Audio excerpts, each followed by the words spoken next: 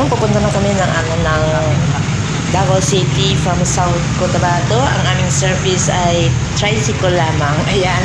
Pero hindi ko na na-videoan yung yung mula Tope kasi madilim, hindi yung pa rin makikita. So ngayon ito, nasa Digos na kami, kaya medyo maliwanag na. Ayan. Dadaanan na namin yung ibang mga service na mga taga-INC. Ayan, papasok na kami ng Davao City. Entrada pa lang yan ng Davao City. Mahaba-haba pa ang ating lalakbayin. Ayan, yung mga nakamotor yan, mga INC din yan. Ayan. Ang saya-saya talaga na mag-adventure. Parang ito rin na ng adventure para hindi ka mainip. Kasi ang paglalakbay namin ay more than 6 hours. Ayan. So, ito, kita ninyo tricycle talaga na sakyan ko kasi unique kami. Ayan, ayan kapatid ko, ayan, naka-uniform din kami. Ayan. So, para duro-diretso kami. So, hindi ko na nabidyohan yung mga police, mga traffic enforcer kasi siyempre ka-respect tayo sa kanilang So, pagdating namin ng sa mga police, diretso lang kami, hindi na kami gina-check kasi naka-uniform kami. Pero yung ibang mga sasakyan ng mga individual na hindi naka-uniform, yun ang gina-check nila kasi siyempre may event ang Davao para malikayan yung mga bombing, whatever dyan. Kasi stricto ang Davao. So, dito nagagather na yung mga INC. Ayan, nagdatingan na sila. So, hindi pa kayo mag-expect ng kasi hindi pa to formal. Datingan pa lang, maaga pa lang ito kasi hapon pa man ang mag-start ang program. So, ito nakikita nyo, ang dami na nila. Ang Quirino Grandstand dyan po sa Maynila, kung saan nakabantay naman doon si Mar Gabriel para ibigay sa atin ang sitwasyon tungkol sa seguridad. At ihahatid naman sa atin ni Eden Santos ang mga pangyayari sa likod ng mga aktibidad sa Quirino Grandstand, pati na rin ang mga mahalagang anunsyo kaugnay po ng rally. At mula pa rin po sa Quirino Grandstand, nandun din si Mean Corbera. Pupumustahin naman niya ang ating mga kababayan na maaga pa lang ay nandun na po't nag-aabang sa gaganaping rally. Bukod dyan sa Quirino Grandstand, si Erlo Bringas ay nakatutok po naman sa rally dyan sa Quirino Stadium sa Bantay, Ilocos Sur. At sa Cebu City, nandun po naman si Mark De La Rosa sa South Road Properties. Sa Rizal Park naman sa San Pedro Square, Davao City, nandun po si Madeline Villar Moratillo. At nakabantay naman po sa Pagadian City proper sa Zamboanga del Sur, si Ellie Domaho. At nariyan naman sa bahagi po ng Butuan City Sports Complex sa Butuan, Agusan del Norte, si Cecil Galliarda. Habang nasa Plaza Divisoria, dyan po sa Cagayan de Oro City, Misamis Oriental, si Heidi Roa. Sa Visayas Region po naman, nasa Ormoc. Naroon naman nakabantay si Christine Semiliano. Ganon din po sa New Freedom Grandstand, dyan naman sa Iloilo City. Nakabantay ang ating correspondent na si Eileen Palawan. At sa iba't ibang panig pa po ng Luzon, nariyan ho sa Ilagan City Sports Complex. Ito po sa probinsya ng Isabela, si Erwin Temperante. At habang nasa Wangan Park naman sa Legazpi City sa Albay, si Donna Canyeba. Samantalang sa Vicente Park, ito po sa Puerto Princesa City, Palawan, nandun po ang ating correspondent na si Ann Ramos. Ayan, at sa puntong ito, kumustahin natin ang mga babayan nating nandun po sa Quirino Grandstand.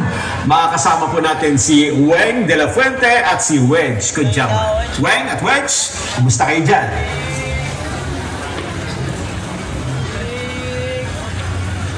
Sa inyo dyan, sa studio, Nelson at Jen, nandito kami ni Wedge na bumabati sa inyo ng magandang umaga. Oo, napakaganda ng ating umaga ngayon na Uweng. Jen, Nelson, kung mapapansin nyo doon sa aming likuran, hindi mainit, hindi mataas ang sikat ng araw, makulimlim at medyo mahangin-hangin, medyo presko ang pakiramdam. Enjoy ang ating mga kababayan. Isang podcast na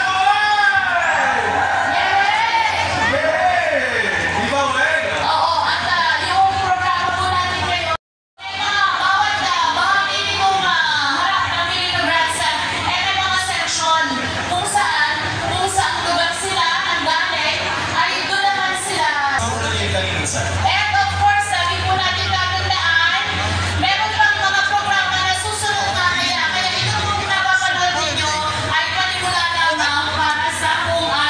ng National Rally for Peace.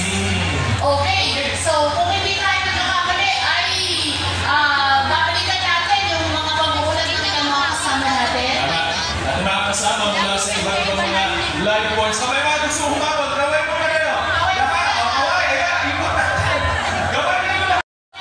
Bawat bahagi mong harap ng Quirino Grandstand ay may mga section kung saan lugar sila ang galing ay doon naman sila.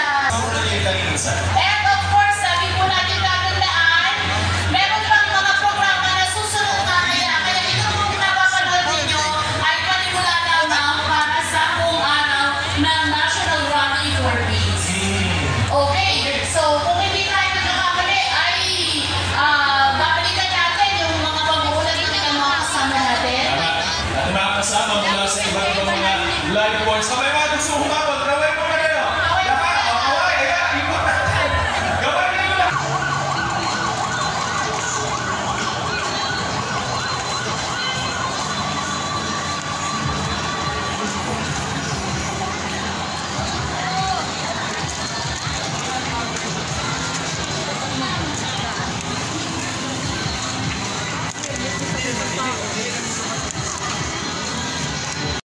Pakipakita nila buong pusong suporta sa pagtitipon.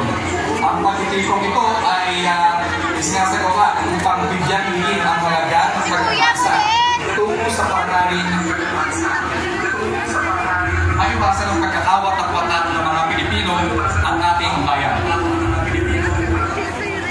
Unang set kanina noong entertainment program dito sa Cebu at ngayon ay nanonood sila ng ating special coverage. Maidagdag ko lang po na hindi lamang mga miyembro ng Iglesia ni Cristo ang nakiisa dito sa atin, maging ang ating mga kababayan mula sa iba't ibang relihiyon ay narito rin upang magpahayag ng pakikiisa sa ating kain ng kapayapaan. Tiniyak naman kanina ng pamahalaan ng Cebu City ang seguridad ng lugar upang matiyak ang kaligtasan ng lahat ng dumalo, maiwasan ng mga hindi kakagis-nagis na pangyayari. Nag-deploy din ng mahigit 300 mga kapulisan dito para matiyak ang seguridad. Pinihanda rin ang Cebu City Disaster Risk Reduction. Salamat, Mark de la Rosa. Ang problema kasi Habang hindi pa nag-umpisa ang program, kumain muna kami ng lunch dito lamang sa aming tricycle para nakatipid tayo kasi nagbaon naman tayo. Yung sipirit ko yung panangalian namin at hapunan. So ito, kami ng kapatid kong dalawa. Ayan. Tapos namin kain, pumunta muna kami ng Gaisano. Ayan. Nag-scroll at nagbili ng pasalubong. Kasi hindi pa naman nag-umpisa ang program. Ayan, ang kapatid ko bibili daw siya ng payong kay baka daw mainit daw mamaya, kaya para may payong daw siya. So ayun, ako naman nagbili ako ng pasalubong ko sa mga anak ko. Ayan, so para pagdating namin sa South, meron kaming pasalubong at nag-scroll para makaihi tayo. Kaya kasi hindi natin alam kung saan ang CR. Kaya yun, pumasok na lang kami ng mall. Ayan. So, ayan, balik na tayo sa area. Ayan, nagsigdatingan na yung ibang mga INC at lahat ng mga sektor. Kasi hapon na para marinig natin kung anong sasabihin ng pamunuan ng Iglesia ni Cristo kung bakit tayo nag-rally for peace. Ayan.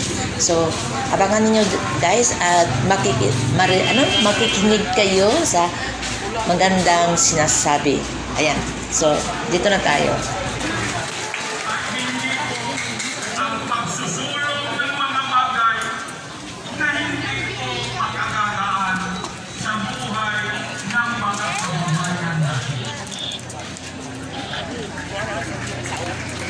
Mamaya po ay higit pang liliwanagin ng mga kasama nating magsasalita ang nagkakaisang layunin natin.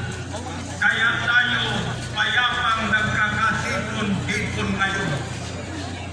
Mabuhay ang Pilipinas! Mabuhay ang mamamayang Pilipino! Maraming salamat po.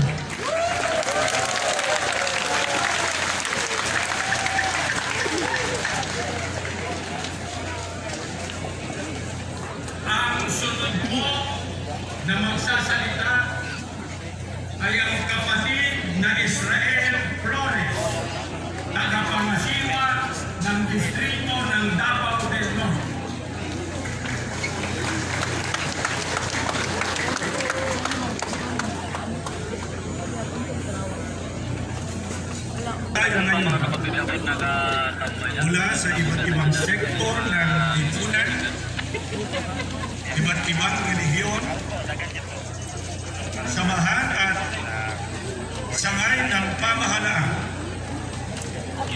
upang magkaisa sa isang mapayapang pagkilos. Ang pagtitipon natin ito ay isang konkretong pagpapakita ng suporta sa pahayag ng Pangulo ng Republika ng Pilipinas, Kagalang Tonyo, na hindi siya sumasang-ayon na isulong ang impeachment laban sa pangalawang Pangulo, Sara Duterte. Pakinggan po natin ang kanyang salita.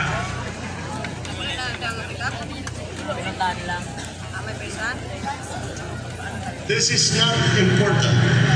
This does not make any difference to even one single Filipino life. So why waste time on this? What will happen to if somebody files an impeachment? It will tie down the House, it will tie down the Senate, it will just take up all the time, and for what? For nothing. For nothing. None of this will help improve a single Filipino life. As far as I'm concerned, it's a storm in a teacup.